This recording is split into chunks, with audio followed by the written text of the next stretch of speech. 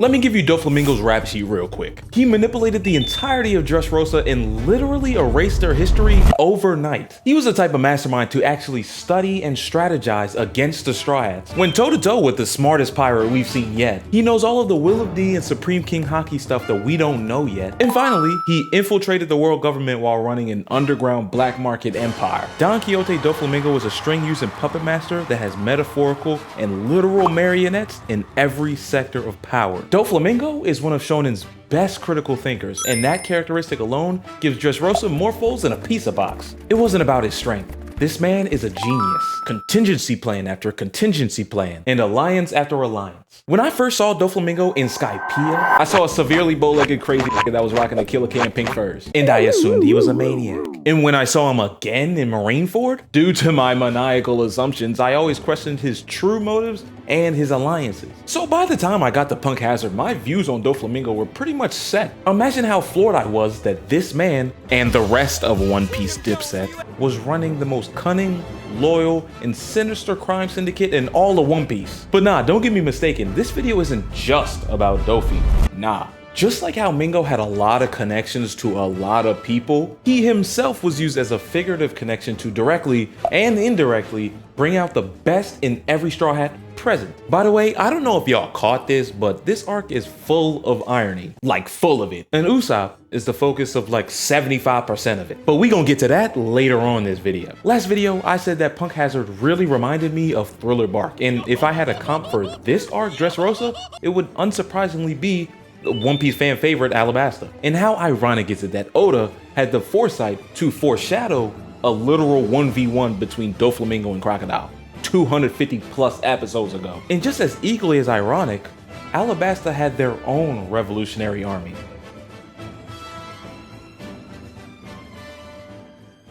But Baroque Works has nothing on the Donquixote family. It was always a mystery of what the Baroque Works agents actually did on a day-to-day, but each member of the Donquixote family plays a specific role in the brainwash, kidnapping, slavery, assembly line, all while their leader is going strat for strat with the smartest character in the show. One Piece villains have been great, but what makes them great is that they all have one specific characteristic that really clashes with the Straw Hats. Enel's God complex, Lucci's ruthlessness, even Moria's laziness. Doflamingo is a political mastermind. He's just a straight up mastermind. And this may be rude, but just looking at him off of first impressions, he did not seem that way at all. But Doflamingo wasn't just pulling the strings of Dressrosa's fate. Nah, he tugged at the threads of every character's journey, weaving himself into their stories that they never saw coming. And I'm gonna show you how his influence rippled throughout the entire arc, shaping destinies beyond even his own. By the end of this video, you will see how Oda used Doflamingo's genius to not only drive the story, but it forced every party present into a moment where they were forced to grow. Also, bonus, see how many times I reference a previous One Piece arc in this video. It'll probably be a lot. And that's because at the Bread Show, I've been studying all of One Piece. Hey, what's up, y'all? Welcome to the Bread Show, a place where we give our anime and gaming opinions while also doing a little bit of animating and gaming ourselves. And we are continuing doing the piece by piece, arc by arc, One Piece review. 147 episodes, 5 Straw Hats, and 1 Heart Pirate. Dressrosa has got to be one of the most hyped One Piece sagas I've seen in my comment section thus far. So I'm beyond excited to get into this video. Hopefully by the end of it, I can convince you to hit that subscribe button and hit that like button because it really helps the channel out a lot. Let's get straight into this with a 30-second summary. The Straw Hat Pirates, alliancing themselves with Law, confront the tyrannical rule of Doflamingo. Doflamingo's regime is marked by manipulation and oppression, including turning his own people into living toys, erasing their identities and the public's memory of them. Luffy enters a tournament at the Court Coliseum to eventually try to win his late brother's flame fruit, while the rest of the crew uncover all of Doflamingo's evil plans. The whole arc culminates in a fierce battle between Luffy and Doflamingo over the future of Dressrosa, with huge implications on the future of the new world entirely. And also, Luffy's other brother comes back to life and wins the flame fruit, and now he's super nice. All right, let's address the elephant in the room here, okay? Dressrosa's pacing is really slow, but it heats up the moment when Law gets captured, which actually supports my theory in the Punk Hazard video. And I said in that video that Law's main flaw is that he's too over-calculated. He over-engineers all of his plans. And just like the slow pacing that plagues this arc, sometimes his plans could take too long. But the moment that Law gets captured, it's Luffy that takes over, and that's when everything just speeds up and heats up. In my last video about the last arc, which you should check out, I compared Luffy and Law to yin and yang, complete opposites, but somehow, some way, they ended up needed each other. And in this case, Law's plans take too long and Luffy's plans are too direct. In the beginning of this arc, Law was the main voice of the Straw Hats and all of the protagonists for that matter, driving all of their decisions and choices. But after he got captured, he was taken out of this whole arc completely, even after he was freed from being captured. And this was kind of weird because it forced each group that he planned to split up to each act as individual entities for the situation at hand, at their hands. And not gonna lie, I know that Law had some crazy backstories and stuff reveals in this arc, but I was kind of disappointed with Law in this arc. At least the second half of this arc, he was playing scared the whole time. I've never seen such an important protagonist get dismantled by one villain like this. Trafalgar D. Law has the will of D. Well, he wasn't showing it this arc. Come on, man, you gotta represent. But yeah, his backstory was tragic. He literally got holed twice. He deserves the Mangekyo Sharingan twice for that. That guy needs a therapist. But one more thing about Law before we get to Doflamingo is something that Doflamingo said about Law. Doflamingo said that Traffy's free will belongs to him. And when I got to thinking about it, he's kind of right. If you use all the free will you've ever had since you were, I don't know, 7 years old to get revenge on Doflamingo for what he did to you, then he kind of does have control of your free will. And if Doflamingo doesn't have control of his free will, Traffy sure doesn't. I said earlier that Law and Luffy were opposites that needed each other, but it's also pretty apparent that Law and Doflamingo are parallels. So if Luffy and Law are opposite and Law and Doflamingo are parallels, that sets up a crazy clash, a huge clash between Doflamingo and Luffy. Crazy triangle, right? As a matter of fact, that might be a right triangle. Let's talk about Doflamingo. 9 out of 10 of the big bag One Piece villains are so sinister. They make no unnecessary movements and they don't easily give up. And Doflamingo is an embodiment of that. Doflamingo felt like everything that Hody Jones was supposed to be, in my opinion, at least in terms of his impact. The embodiment of evil itself. But he did it in such a smart and cunning way. Let's go over his strategies. Manipulate King Riku to ruin his reputation and seem like the hero for overthrowing him? Success. Working with Caesar Clown to align himself with Emperor Kaido? Success. Trick Law into returning Caesar by fake resigning from the warlords? Partial success, but ultimately a failure. Using the birdcage not only as a physical, but a psychological weapon? Success. Exploiting the Tentatas, Bellamy, the core of the Colosseum, and eventually all of Dressrosa? All successes. And my theory is that because he has so many alliances, because he exploits so many people, that's why he can see from a pretty unique vantage point how dangerous Law and Luffy's alliance really was. The Straw Hats and Kaido were the only people that he met that he could not exploit. Even his own father he exploited. By the way, his pappy's backstory has got to be the top 3 funniest backstories I've ever seen in all of history. Bro hoed his whole family to live in a shack and starve themselves together. I was like belly laughing at that shit. Is that guy a celestial dragon? Get his ass! Huh? Get his ass! And his whole family too! Yeah, they had them hanging up on the tallest wall I've ever seen in existence. Like, how'd they even get up there? Top 10 worst anime dad video on the way. I mean, like, he owed his whole family trying to be a humble beast. But it's because of that backstory that he has a lot of parallels to Trafalgar Law. For starters, they're both kind of colleagues because they're both warlords. And even Doflamingo himself recognizes the fact that they both come from bad childhoods and corrupt lineages. Doflamingo's is politically corrupt. Law's is physically corrupt. Both Law and Doflamingo are very, very cunning strategists. But at the end of the day, Doflamingo just showed that there's really levels to this. He was just better than Law in every way. Always one step ahead, outsmarting him, outfighting him, outdueling him, even out-alliancing him.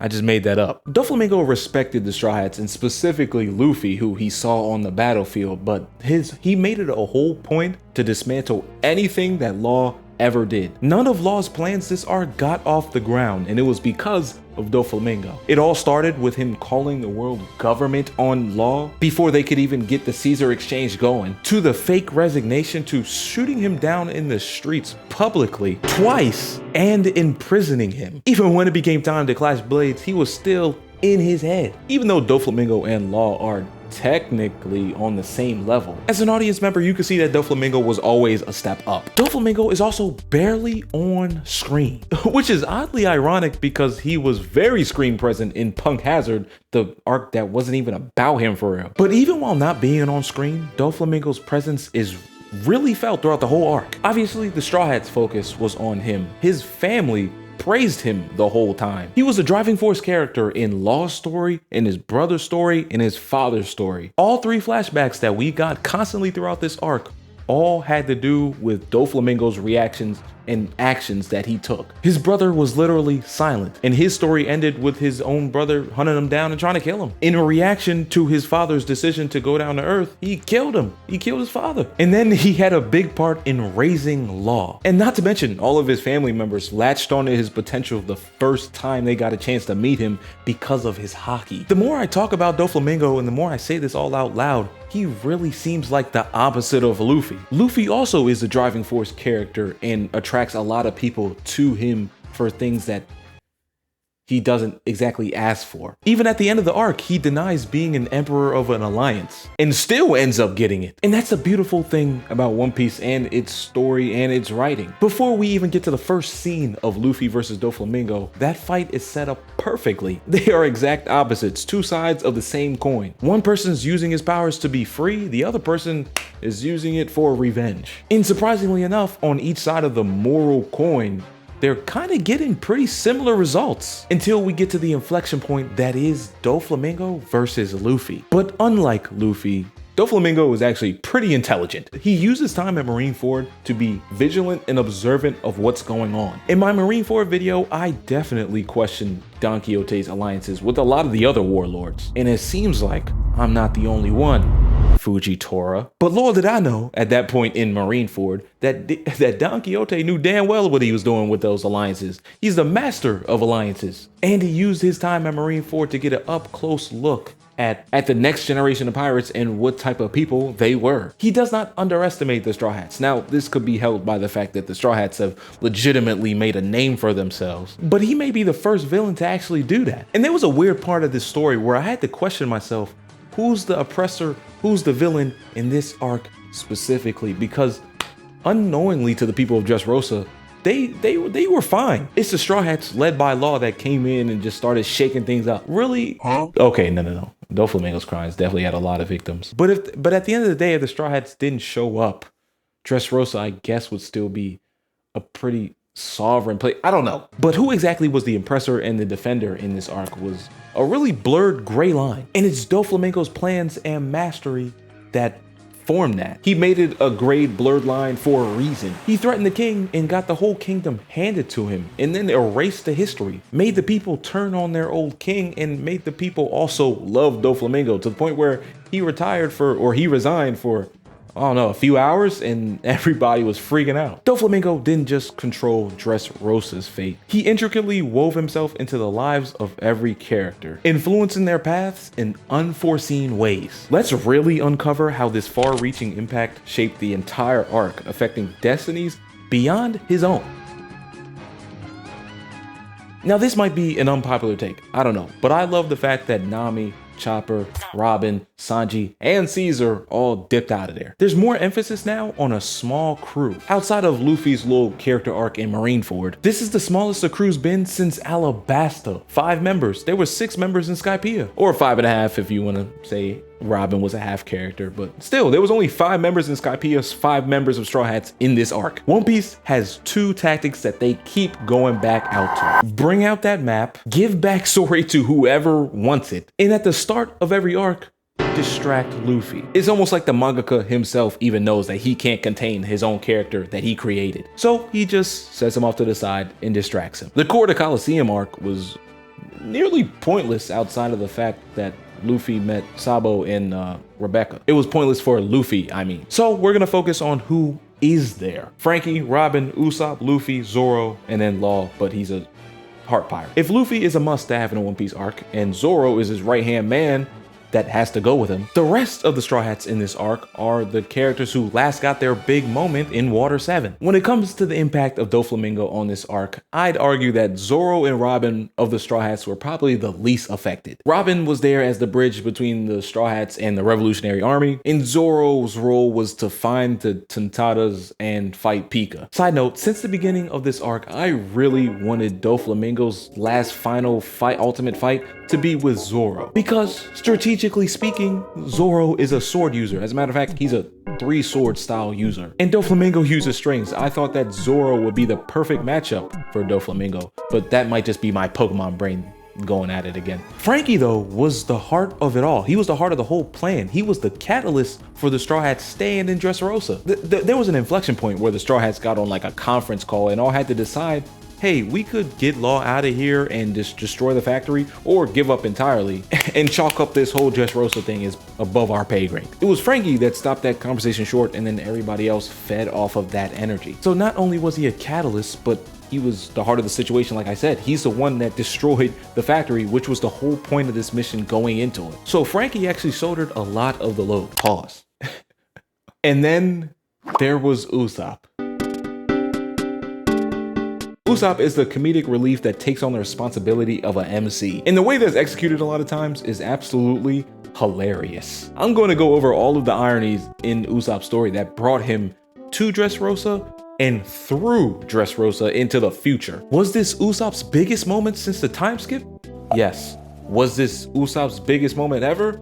Very arguable. There's so much irony in Usopp being motivated by the giant people in Lil Garden, but then also being motivated by the Lil people in Greenbit. And in that oddly specific situation, he became a giant person. Irony number 2. Usopp is a known liar, and he received the ironically proverbial hot coals on the tongue that liars used to get. And that was in the form of the spicy blueberry. And it's his ability to take the proverbial punishment of his own sins that gets him the title of God Usopp. The most frustrating thing and the most ironic thing about this whole situation in Dressrosa, for Usopp specifically, Usopp doesn't have to lie about his life. He has done enough notable things in his life to have his own notoriety without lying. You don't have to come up with a fake story, bro. Taking down Baroque Works in Alabasta, being a legendary sniper with a $30 million bounty at the time, forcing out the fishermen in Fishman Island, he's the one that shot the world government flag in Enies lobby. Just literally being part of the Straw Hat crew gains you a base form of notoriety as more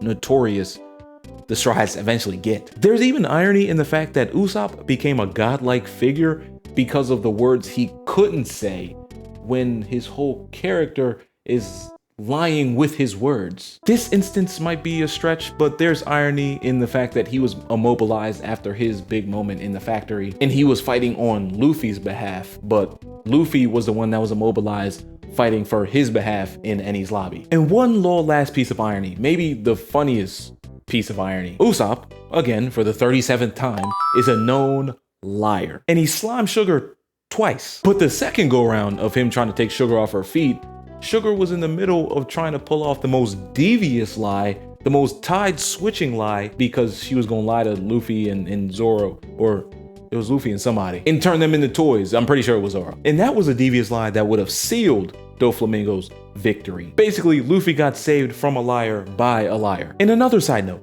Sugar's devil fruit power is too OP, okay? You could turn people into toys and make them forget. That's 2 for 1. That's a little too much. That definitely did feel a little bit like a convenient narrative stretch for me. You gotta pick one, all right, shorty? But Usopp definitely had his great moments in this saga. I wouldn't count the whole factory fire breathing thing because that was an accident. But I think his best moment, the thing that he could write home about, is sniping sugar off the coordinates that Viola was giving him. I am absolutely convinced that he used observation haki in that moment. There's no other explanation for that. And now I'm fully convinced that the Straw Hats have 4 haki users. Usopp is faking it until he makes it, and he's ironically becoming the most nefarious Straw Hat outside of Luffy. And that's the truth. He doesn't have to lie about that part. Kinda in a Captain Buggy kind of way. By the way, how the hell did Buggy become a warlord? In a weird way, that makes Law look even worse this arc. Usopp's journey in Dressrosa is a masterclass in irony. Oda's masterclass in irony. He changed the Straw Hat's most reluctant warrior ever. Reluctant and warrior are kind of, what are they called? Idiosyncrasies or onomatopoeias or idioms? I forgot. But yeah, reluctant and warrior don't go together. They're actually opposites, but he turned the most reluctant warrior into God Usopp based off a mistake. But this is where I have to contrast his unexpected heroism to the Revolutionary Army's expected heroism. Well, actually, no, they're pretty much vigilantes, right? They're daytime vigilantes, another one of those onomatopoeias or idiosyncrasies or whatever.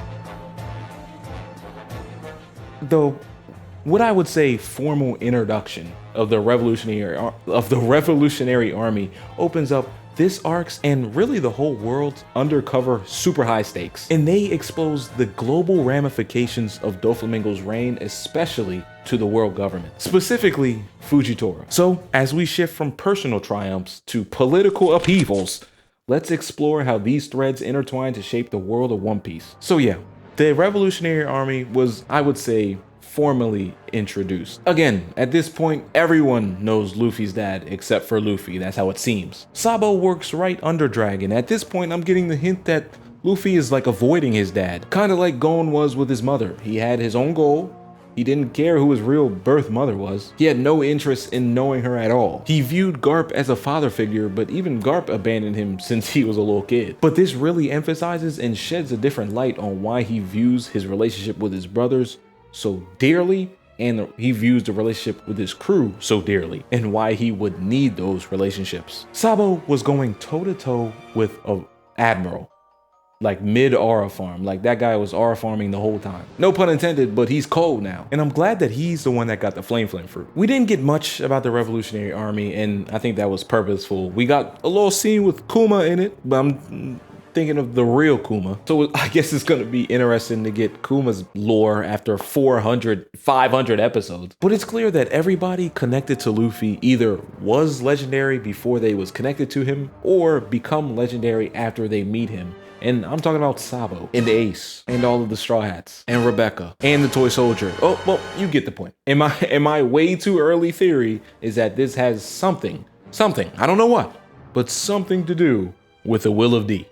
Pause. And speaking of theories, this is the point of the video where I just throw out certain theories that I don't exactly want you to spoil, but I want to throw them out because, believe it or not, I'm actually catching up to where everybody's at in the show. It was already shown a little bit, but I know that Akainu is not gonna like Fujitora kneeling and apologizing on live television. My theory, though, is that Aokiji will, and that Aokiji will join the Revolutionary Army and spark the fight between Aokiji and Akainu again. They had that duel off camera, so I know we're definitely due for an on-camera Aokiji Akainu debate, and I think it's all gonna stem from Fujitora kneeling in public, and that will be an inflection point of what Fujitora wants to do.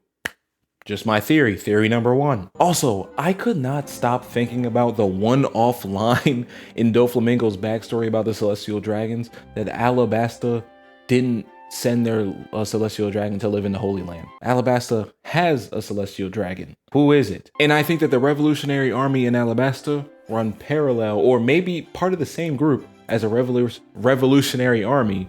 Well, the rest of One Piece, the Revolutionary Army. And it just brings up more questions. Was Crocodile trying to gain access or maybe become a Celestial Dragon when he took over Alabasta, and that was something that we didn't know was one of his motivations at the time? Does this missing Celestial Dragon have something to do with the fact that there's a poneglyph about one of the 3 ancient weapons hidden in Alabasta? There's only three ancient weapons. I know everybody can't have one. Was Alabasta safe from the Celestial Dragons because they had access to the legendary weapon and the celestial dragons feared that? And then finally, will the Straw Hats' relationships with Alabasta that was built so long ago be a really important relationship in the future? This isn't a theory, but I definitely got it popped up in my head, okay? I kind of draw a connection to One Piece Devil Fruit users to Mega Man villains. Yeah, Mega Man villains, yeah, they have silly powers too. And like there's a cut, like there's a cut guy, there's a flame guy, there's a magma guy, like, yeah. If you never played Mega Man, you probably won't get this, but if you have played Mega Man, the gears are turning. And also, Mega Man himself kills the villains. Oh, I know there's a whole bunch of different timelines to Mega Man. Mega Man is actually a crazy timeline. We don't have to get into that. But Mega Man kills the villains and gets their powers, kind of like how you kill a One Piece character and their devil fruit reappears. It has nothing to do with the lore of One Piece. I just drew that connection and wanted to share. And another statement, all of Luffy's gear transformations make zero sense to me. I just watch them and I enjoy them and I enjoy their awesomeness. I think they're good. I think they're nice, but like they don't make sense to me at all. Gear 3 makes sense. He's just inflating himself and punching. That makes sense. Becoming a teapot kettle doesn't exactly make sense. And why would that make him stronger? And 750 episodes in, I'm guessing they're throwing all logic, all caution to the wind, because Gear 4, he turned into a hot air balloon rocket that was made out of solid metal. Like, and he was bouncing around. Like, it was awesome. It was great. The animation was great. Like the actual, I'm talking about from the stance of like understanding it. I'm gonna stop trying to understand it. Like, he had mascara and stuff. Like, it was definitely different. Definitely different. Like, I guess I just thought that a rubber man wouldn't have the characteristics that this specific rubber man does. Yeah, I know that there's a Gear 5 Luffy, and I know what he looks like. As a matter of fact, it's Gear 5 Luffy that influenced me to start the series, because that was a big deal when it came out. And they were saying, oh, Gear 5 Luffy is like Super Saiyan. I'm like, okay, Gear 5 Luffy is like Super Saiyan. Let me see what's happening. And then I started this whole One Piece review just because of Gear 5 Luffy. But now that I've seen Gear 4, like, I thought there would be a bridge to help make sense of why Gear 5 Luffy looks the way he does. But nah, bro, like, I'm just more lost than I was when I got here. Another statement.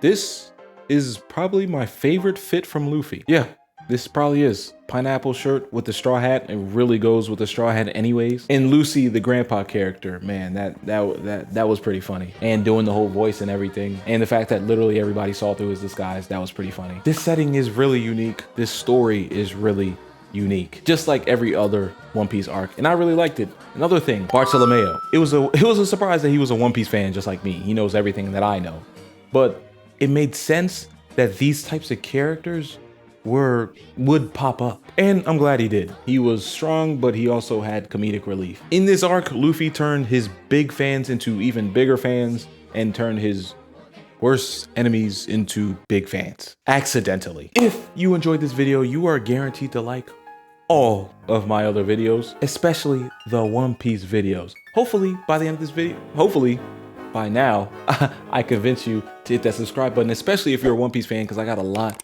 more One Piece coming. Thank you all for supporting the channel so much. Thank you all for hitting that like button. It really helps the channel out a lot. I really want to get these videos out to as many people as possible because I work really hard on them. And speaking of that, please help me get this channel to 10,000 subscribers. I had to remember. I definitely got that 10,000 subscriber goal. We are closing in on it. We are at, well, I'm not gonna say where we're at right now because I'm recording this at a different time, but that 10,000 subscriber mark will be such a big deal. And I am eternally grateful for everything you've done to the channel up to this point. And if you really enjoy the Bread Show, if you really love the Bread Show, there's more where that came from. I have a lot of videos uploaded, but I also stream. I stream Pixelmon and I stream with my guy Dex. I stream with the Fourth Branch, which is a gaming group. It's really a friend group that I'm in, and we decided to make a YouTube channel. And we all individually have YouTube channels, but we made another YouTube channel for party games, IRL content, vlogs. We got it all down there. And it's called The Fourth Branch. So consider subscribing to that. Link should be in the description. So yeah, thank you everybody. Please like the video, please subscribe, please check out the streams.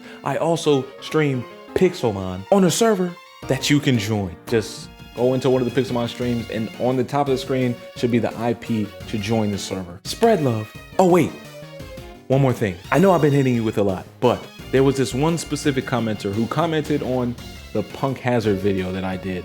I'm sorry that hopefully I can find it and put it up on screen. But this commenter watched all of my videos on One Piece and gave me legitimate critiques that I brought to this video. That's why this video took a little bit longer, because I really considered the critiques that this person had for me. And I want to say that I appreciate it, and I also listen to y'all critiques. I see all the comments. I don't respond to all of them, but I definitely see 90% of them. And if y'all have legitimate critiques about this channel, about the One Piece review, about streaming, about the fourth branch, about anything, I am down to listen to critiques, because I'm really trying to get better at this. Like, I love doing this. Like, I'm trying to get better at it. So yeah, the One Piece videos might take a little bit longer, but hopefully that should mean that they will be longer themselves and more in depth, all thanks to a critique comment from somebody who really loved the channel. So thank you. Spread love, give inspiration in all you do, and peace out. Thank you all. Welcome to the Show. Take 2.